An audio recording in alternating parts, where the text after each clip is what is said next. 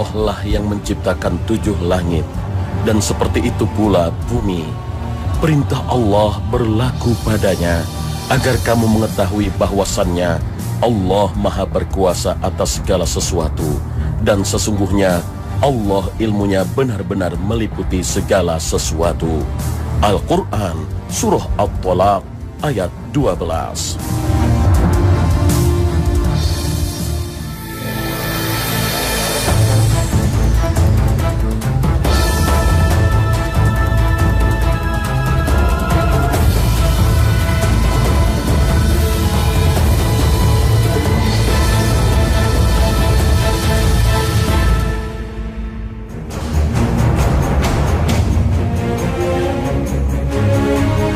Assalamualaikum warahmatullahi wabarakatuh. Pagi ini, Khazanah kembali menyajikan kepada Anda embun-embun ilmu yang terpendam dalam luasnya Khazanah Islam.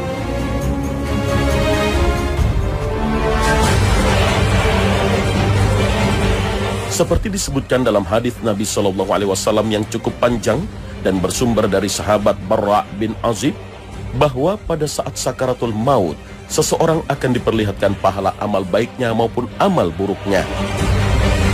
Itu karena pada hakikatnya, setiap amal baik dan amal buruk manusia selalu dilaporkan oleh malaikat kepada Allah secara berkala. Laporan malaikat itu ada yang bersifat harian, mingguan, dan ada pula yang bersifat tahunan. Di dalam kitab Sunan An-Nasa'i, diriwayatkan dari Usamah bin Zaid radhiyallahu anhu bahwa ia berkata, "Wahai Rasulullah, aku tidak melihat engkau berpuasa 1 bulan sebanyak puasa yang engkau lakukan pada bulan Sya'ban." Beliau menjawab, "Bulan itu bulan yang dilupakan oleh banyak orang, yaitu antara bulan Rajab dan bulan Ramadan. Pada bulan Sya'ban itu, amal-amal manusia dilaporkan kepada Allah Tuhan semesta alam. Aku ingin ketika amal-amalku dilaporkan, aku sedang berpuasa." Itulah laporan amal manusia yang bersifat tahunan, yaitu pada bulan Sya'ban setiap tahun. Dalam riwayat lain disebutkan bahwa amal manusia juga dilaporkan oleh malaikat kepada Allah secara mingguan, yaitu pada hari Senin dan Kamis setiap pekan. Itulah sebabnya mengapa Rasulullah SAW membiasakan berpuasa sunnah pada hari Senin dan hari Kamis. Dalam hadis yang diriwayatkan oleh At-Tirmizi dari Abu Hurairah radhiyallahu anhu disebutkan bahwa Rasulullah SAW bersabda, "Amal-amal manusia dilaporkan kepada Allah pada hari Senin dan hari Kamis. Aku ingin ketika amalku dilaporkan, aku sedang berpuasa."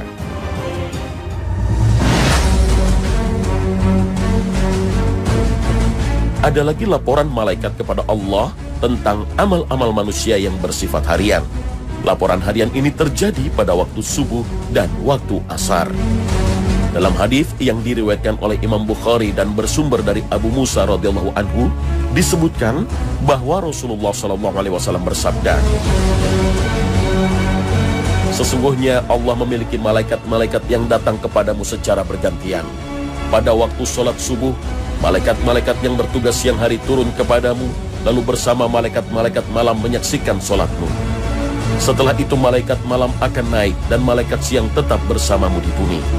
Malaikat-malaikat malam yang naik itu kemudian ditanya oleh Allah, dan Allah sesungguhnya lebih mengetahui sedang apa hamba-hambaku ketika kamu tinggalkan mereka." Malaikat menjawab, "Kami datang mereka sedang mengerjakan sholat, dan kami tinggalkan mereka juga ketika mereka sedang mengerjakan sholat." Lalu pada waktu sholat asar, malaikat-malaikat malam turun dan bersama malaikat-malaikat siang menyaksikan salat asar kalian. Setelah itu malaikat siang akan naik ke langit, sedangkan malaikat malam tetap tinggal bersama kamu. Allah kemudian bertanya kepada malaikat yang naik, dan Allah sesungguhnya lebih mengetahui sedang apa hamba-hambaku ketika kamu tinggalkan mereka. Para malaikat menjawab, "Ketika kami datang mereka sedang mengerjakan sholat, dan ketika kami tinggalkan mereka juga sedang mengerjakan sholat." Abu Hurairah radhiyallahu anhu yang meriwayatkan hadis ini berkomentar, "Aku kira para malaikat itu berkata dan memohon kepada Allah, 'Ampunilah mereka ya Allah pada hari kiamat.'" Oleh karena itulah, kita menemukan cukup banyak anjuran Rasulullah SAW agar kita sebisa mungkin menjaga sholat subuh dan sholat asar kita secara berjamaah. Hal itu antara lain agar ketika malaikat melaporkan amal-amal manusia pada waktu subuh dan asar itu, kita sedang dalam keadaan beribadah kepada Allah.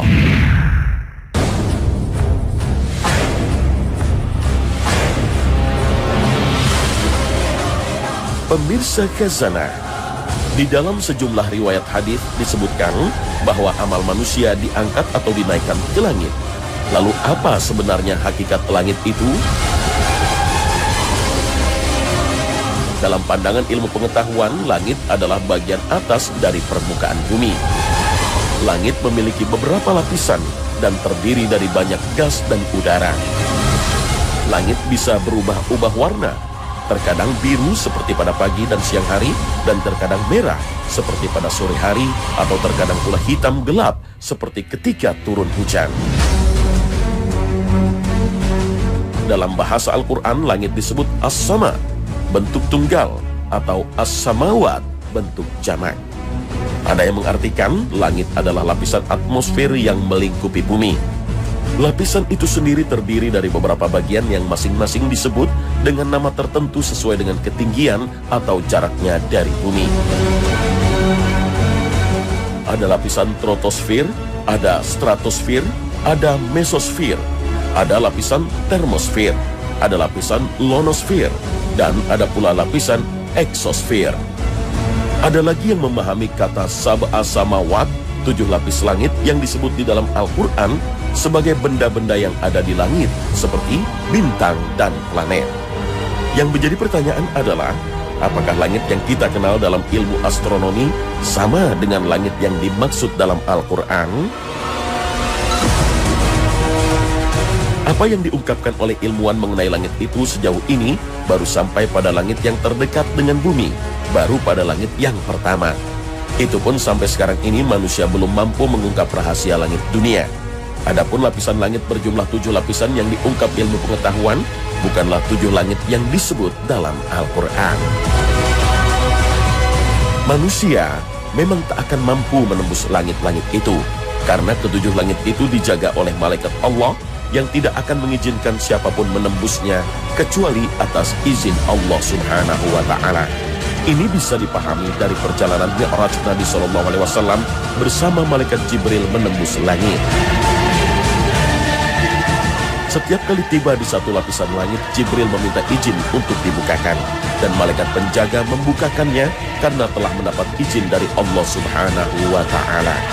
Jika demikian, bagaimana mungkin manusia mengungkap rahasia langit? Semua itu masalah gaib yang hanya Allah Subhanahu wa Ta'ala yang mengetahuinya. Namun, manusia cukup mengimaninya. Di langit ke-7 terdapat Baitul Ma'mur, rumah Allah di langit ke-7. Setiap harinya dikunjungi oleh 70.000 malaikat. Mereka bertasbih, memuja dan memuji Allah Subhanahu wa Ta'ala. Malaikat-malaikat itu tanpa kenal lelah dan bosan melakukan tawaf mengitarinya, seperti layaknya malaikat dan manusia bertawaf mengelilingi Ka'bah di bumi setiap saat. Dengan begitu tempat ini begitu mulia dan dimuliakan layaknya Ka'bah di muka bumi.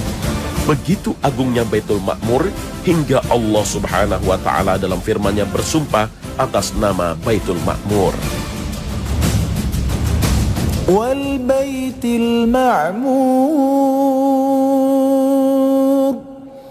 was Saqfil Marfu'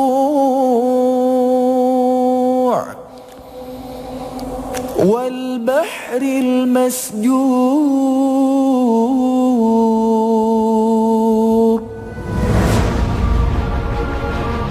Demi Baitul Ma'mur, demi atap yang ditinggikan langit, demi laut yang di dalam tanahnya ada api. Al-Quran Surah At-Tur ayat 4 hingga 6. Ibnu Katsir ketika menjelaskan tafsir ayat ini mengatakan, Baitul Ma'mur itu adalah Ka'bah bagi penghuni langit ke-7. Untuk itu Nabi Muhammad SAW melihat Nabi Ibrahim AS menyandarkan punggungnya di Baitul Ma'mur, karena beliau yang membangun Ka'bah di bumi dan balasan sejenis dengan amal. Letak Baitul Ma'mur ini sejajar tegak lurus dengan posisi Ka'bah di Masjidil Haram yang merupakan rumah Allah di bumi. Ini berdasarkan riwayat yang menyebutkan bahwa suatu ketika Ali bin Abi Thalib radhiyallahu anhu ditanya oleh seseorang, "Apakah Baitul Ma'mur itu?" Ali kemudian menjawab, "Ia adalah rumah ibadah, rumah Allah, layaknya Ka'bah di bumi yang letaknya tegak lurus di atas Ka'bah." At-Tabari menyebutkan riwayat yang mursal dari Qatadah. Ia mengatakan, sampai kepada kami informasi bahwa satu hari Nabi SAW pernah bersabda di hadapan para sahabatnya, "Tahukah kalian apa itu Baitul Ma'mur?" Para sahabat menjawab, "Allah dan Rasulnya yang paling tahu." Lalu beliau menjelaskan, Baitul Ma'mur adalah bangunan masjid di langit, tepat di bawahnya adalah Ka'bah. Andai masjid ini jatuh, dia akan jatuh di atas Ka'bah. Kemuliaan rumah itu bagi malaikat-malaikat penghuni langit bagaikan kemuliaan Ka'bah bagi penghuni bumi. Setiap hari tempat ini dikunjungi oleh 70.000 malaikat. Apabila mereka telah keluar, mereka tidak kembali lagi ke tempat itu. Karena kemuliaan itu, sebagian ulama menfatwakan larangan menamai bangunan apapun di bumi dengan nama Baitul Ma'mur. Sama halnya kemuliaan Masjidil Haram, sehingga tidak diperkenankan menamai masjid lain dengan nama Masjidil Haram.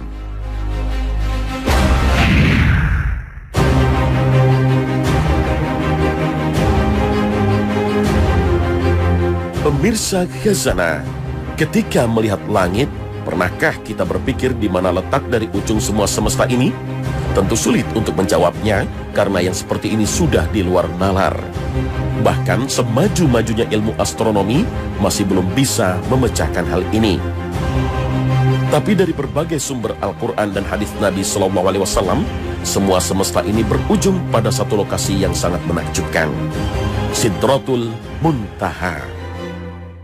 Lokasi paling tinggi di ujung dari semua semesta, lebih tepatnya bagian paling atas setelah langit ketujuh. Dari sejumlah sumber terpercaya, Sidratul Muntaha dijelaskan cukup jelas bagaimana bentuk dari tempat satu ini. Sebuah tempat yang berbentuk seperti pohon bidara, atau dalam bahasa Arabnya adalah sidrah. Detailnya seperti apa? Rasul tak mengatakan hal itu dengan cukup jelas. Hanya saja beliau mengungkapkan jika tempat ini sangatlah indah. Rasul bersabda, "Ketika aku dimi'rajkan ke langit ketujuh, aku diajak ke Sidratul Muntaha. Ketika pohon ini diliputi perintah Allah, dia berubah. Tak ada seorang pun manusia yang mampu menggambarkannya karena sangat indah."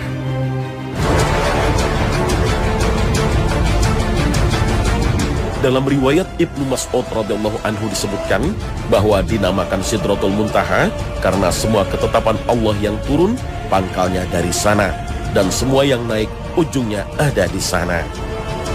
Selayaknya pohon, Sidratul Muntaha juga memiliki daun, buah, dan akar.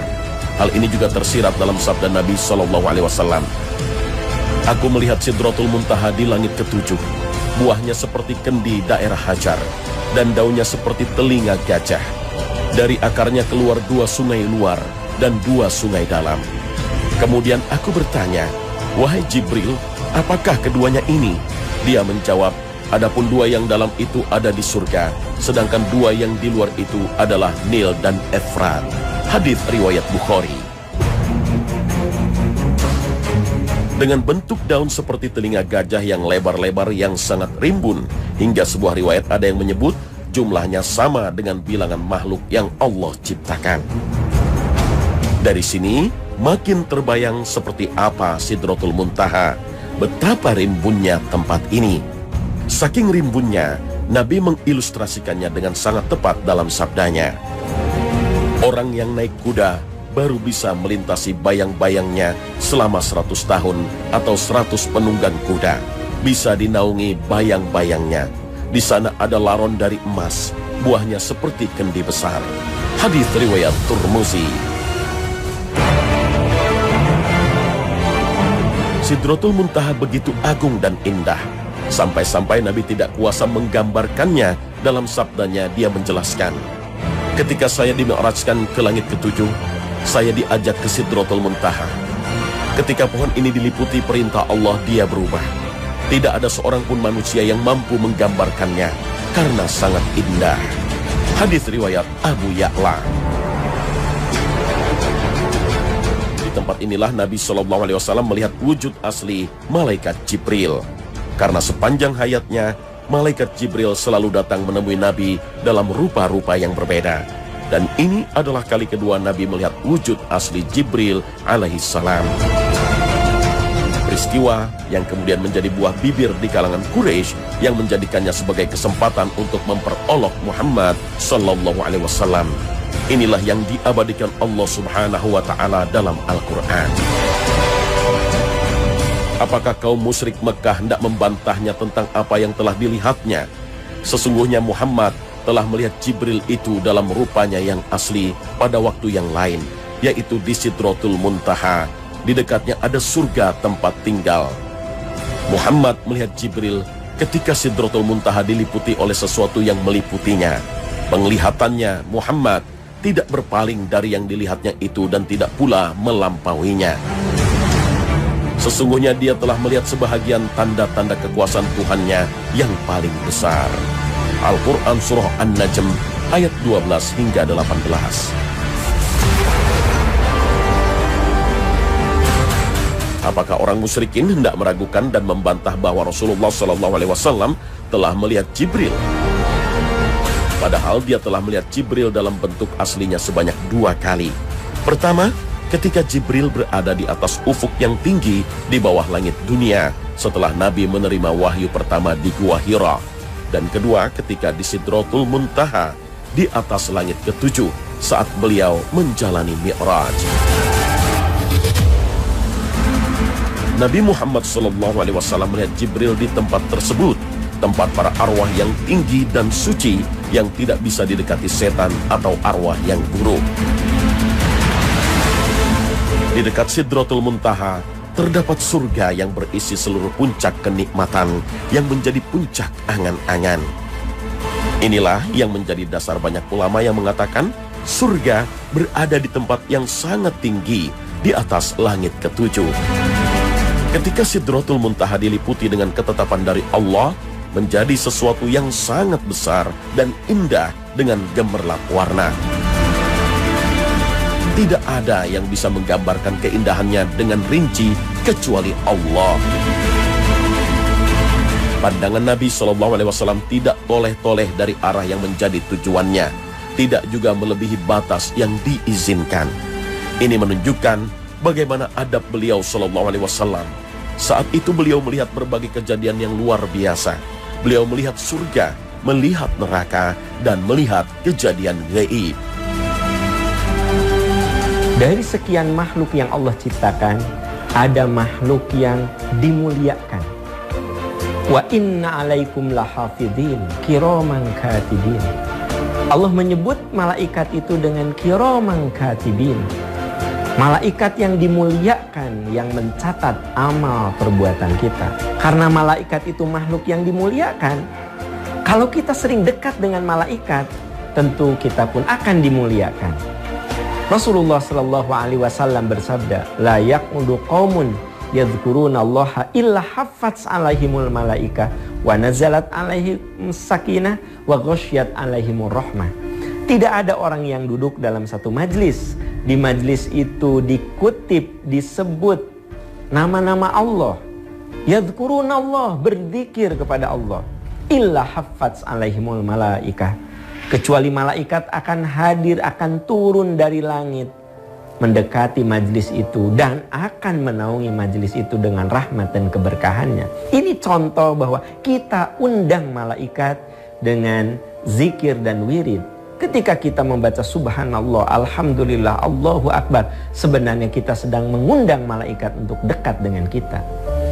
Membaca Al-Quran salah satu zikir, karena setiap yang kita baca dari ayat-ayat Allah, maka setiap huruf itu berpahala dan itu merupakan zikir.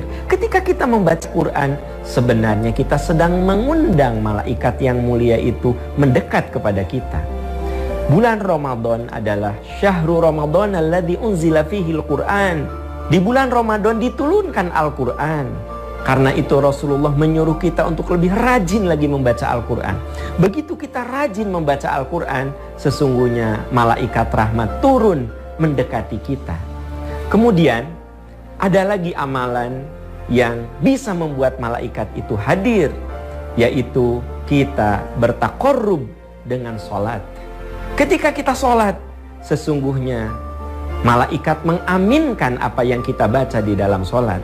Oleh karena itu ada hadis yang menyatakan ketika imam mengucapkan amin, maka makmum harus mengucapkan amin. Karena siapa yang aminnya bareng dengan aminnya imam, itu sama dengan bareng dengan aminnya para malaikat. Ini mengandung makna bahwa sholat sunnah yang kita lakukan, sholat wajib yang kita lakukan, itu juga mengundang malaikat hadir dekat dengan kita. Dan ada yang tidak boleh dilupakan, ucapan. Ucapan itu adalah doa. Rasulullah pernah ditanya, "Ya Rasulullah, kepada siapa saya berbakti?" Kata Nabi, "Ibumu." "Kepada siapa lagi?" "Ibumu." "Kepada siapa lagi?" "Ibumu." "Kepada siapa lagi?" "Ayahmu." Nabi menyebut ibumu itu 3 kali, mengandung makna bahwa ucapan seorang ibu, doa seorang ibu itu lebih cepat menembus aras, lebih banyak didampingi oleh malaikat. Oleh sebab itu, berucaplah yang baik, berucaplah yang mulia, karena sesungguhnya ucapan itu adalah doa. Apalagi orang tua kepada anak-anaknya. Maka di bulan seperti inilah, hadirkan malaikat di rumah kita, hadirkan malaikat di tempat kerja kita dengan amalan-amalan soleh, dengan ucapan-ucapan terbaik. Insya Allah hidup kita semakin berkah, karena ucapan dan perilaku kita selalu diangkat ke langit dan dimuliakan oleh Allah Subhanahu wa ta'ala.